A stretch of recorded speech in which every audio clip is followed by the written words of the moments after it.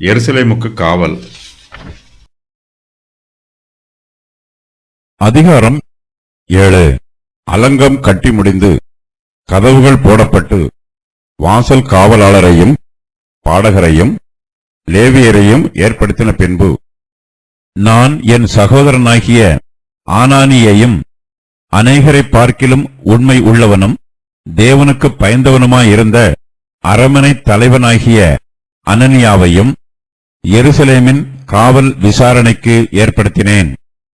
அவர்களை நோக்கி, வெயில் ஏறு மட்டும் எருசலேமின் வாசல்கள் திறக்கப்பட வேண்டாம். நீங்கள் நிற்கும் போதே கதவுகளை சாத்தி தாழ்பால் போட்டு எருசலேமின் கொடிகளில் காவலாளர் அவரவர் தங்கள் காவலிலே அவரவர் தங்கள் வீடுகளுக்கு எதிரே நிறுத்தப்பட வேண்டும் என்றேன். பட்டணம் விஸ்தாரமும் பெரிதுமாயிருந்தது. அதற்குள்ளே ஜனங்கள் கொஞ்சமாயிருந்தார்கள். வீடுகளும் கட்டப்படவில்லை.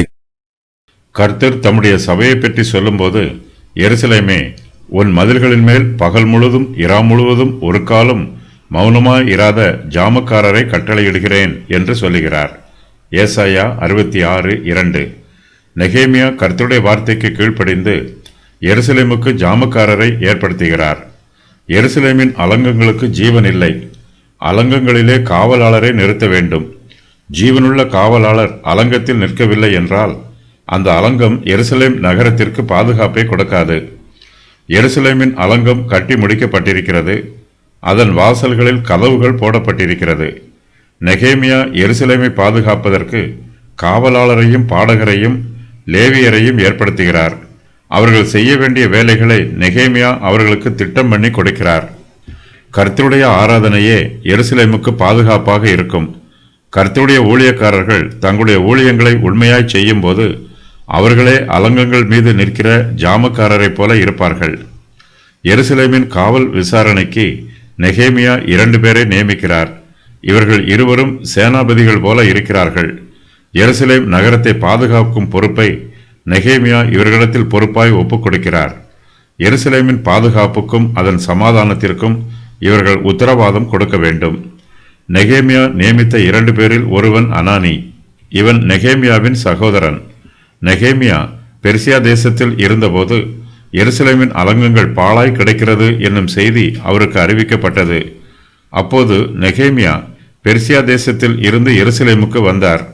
அவரோடு கூட அவருடைய சகோதரனாகிய அனானியும் வந்தான். அனானி என்பவன் உத்தம குணமுள்ளவன்.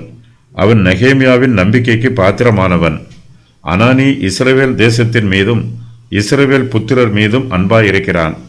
எருசலேமின் காவல் விசாரணைக்காக நெகேமியா ஏற்படுத்தின 2 பேரில் மற்றொருவன் அனனியா. இவன் அநேகரை பார்க்கிலும் உண்மையுள்ளவன். அனனியா தேவனுக்கு பயந்தவன், அரமனை தலைவன். நெகேமியா காவல் சேனாபதிகளை நோக்கி, வெயில் ஏறு மட்டும் எருசலேமின் வாசல்கள் திறக்கப்பட வேண்டாம். நீங்கள் நிற்கும் போதே கதவுகளை சாத்தி தாழ்பால் போட்டு எருசலேமின் குடிகளில் காவலாளர் அவரவர் தங்கள் காவலிலே அவரவர் தங்கள் வீடுகளுக்கு எதிராக நிறுத்தப்பட வேண்டும் என்று கட்டளை கொடுக்கிறார். எருசலேம் பட்டணம் விஸ்தாரமும் பெரிதுமாய் இருக்கிறது. அதற்குள்ளே ஜனங்கள் கொஞ்சமாய் இருக்கிறார்கள். வீடுகளும் கட்டப்படவில்லை. இப்போது எடுத்து கட்டப்பட்டிருக்கிற அலங்கங்கள் இதற்கு முன்பு எந்த இடத்தில் இருந்ததோ அந்த இடத்திலேயே கட்டப்பட்டிருக்கிறது. எருசலேமின் அலங்கங்கள் கட்டி முடிக்கப்பட்டிருந்தாலும் எருசலேம் நகரத்திற்குள்ளே இன்னும் வீடுகள் கட்டப்படவில்லை. பழைய வீடுகள் இடிந்து கிடக்கிறது. அங்கே ஒருவரும் குடியிருக்கவில்லை. எருசலேம் நகரத்திற்குள்ளே ஜனங்கள் கொஞ்சமாயிருக்கிறார்கள். நெகேமியா விசுவாசத்தோடு எருசலேமின் அலங்கத்தை கட்டுகிறார். எருசலேம் நகரத்துக்குள்ளே இஸ்ரவேல் புத்திரர் ஏராளமானோர் வந்து குடியேறுவார்கள் என்று நெகேமியா நம்பிக்கையோடு இருக்கிறார். கர்த்தர் சகரியா தீர்க்கதரிசியின் மூலமாக சொன்ன தீர்க்க தரிசனத்தை நெகேமியா நம்புகிறார். நான் சீயோனில் இருந்து திரும்பி எருசலேமின் நடுவிலே வாசம் பண்ணுவேன். எருசலேம் சத்திய நகரம் என்றும் சேனைகளுடைய கர்த்தரின் பர்வதம் பரிசுத்த பர்வதம் என்றும் அழைக்கப்படும் என்று கர்த்தர் சொல்லுகிறார். திரும்பவும் எருசலேமின் வீதிகளிலே முதிர் வயதினாலே தங்கள் கைகளில் கோலை பிடித்து நடக்கிற கிழவரும் கிழவிகளும் குடியிருப்பார்கள்.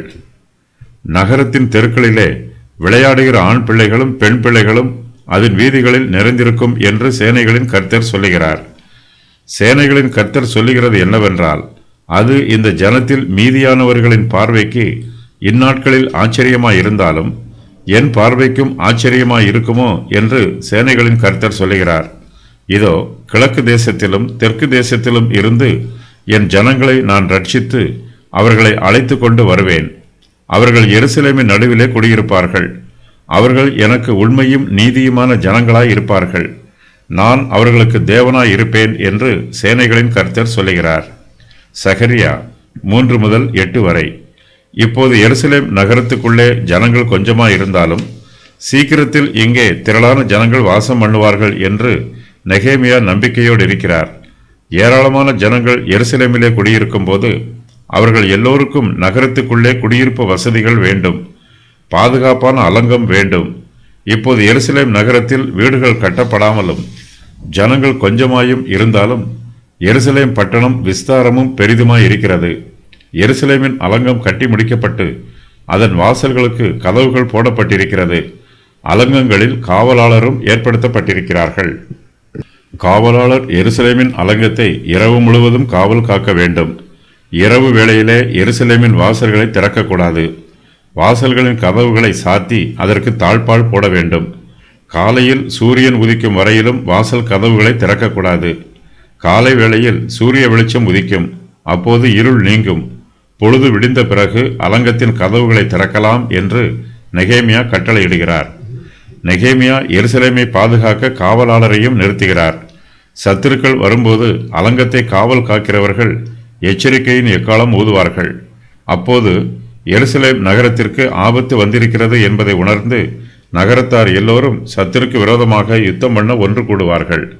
எருசலேமின் குடிகளில் காவலாளர் அவரவர் தங்கள் காவலிலே அவரவர் தங்கள் வீடுகளுக்கு எதிராக நிறுத்தப்படுகிறார்கள்.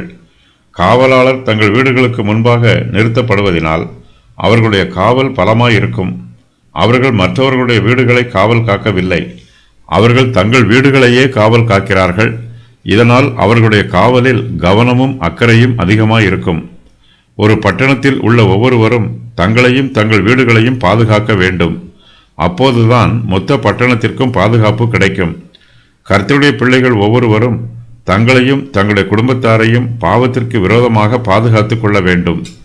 பாவம் நம் எல்லோருக்கும் பொதுவான சத்துரு. நெகேமியா எருசலேமின் பாதுகாப்புக்கு கர்த்தரையே நம்புகிறார். அவர் எத்தனை காவலாளரை பாதுகாப்புக்காக நிறுத்தினாலும் கர்த்தர் நகரத்தை பாதுகாக்கவில்லை என்றால் எருசலேமுக்கு பாதுகாப்பு இல்லை. இதை நெகேமியாவும் இஸ்ரவேல் புத்திரர் எல்லோரும் அறிந்திருக்கிறார்கள். கர்த்தர் வீட்டை கட்டாராகில் அதை கட்டுகிறவர்களின் பிரயாசம் விருதா. சங்கீதம் 127:1.